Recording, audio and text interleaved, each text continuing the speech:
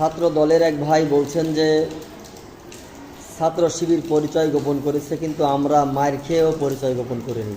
আরে ভাই, ছাত্র শিবিরের প্রতি যে পরিমাণের অকথ্য নির্যাতন সরকার তৎকালীন সরকার করেছে, তার 10%ও আপনাদের প্রতি হয়েছে বলে আমার মনে হয় না। ছাত্র শিবির সন্দেহে নামাজ পড়ছে, দাড়ি রাখছে, এই সন্দেহে ছেলেদেরকে পিটিয়ে হত্যা করা হয়েছে। এই অবস্থায় আপনারা পড়েননি, সুতরাং এই বক্তব্য মানায় না আপনাদের ছাত্র দলের কমিটি বারবার পরিবর্তন করা হয়েছে। কারণ কি, আপনারা আন্দোলন সেভাবে জোরদার করতে পারেননি। আমি আপনাদের শত্রু না, আমি আপনাদেরকে জাহান্নামী মনে করি তাও না, তবে এই ধরনের বক্তব্য দিয়ে কোনো লাভ নেই। ছাত্র শিবিরের ছেলেরা যে পরিমাণের নির্যাতনের শিকার হয়েছে, আপনার কি মনে হয় যে পরিচয় দিলে পরে বাঁচায় রাখতো? সুতরাং একটু সাবধান হয়ে কথা বলেন।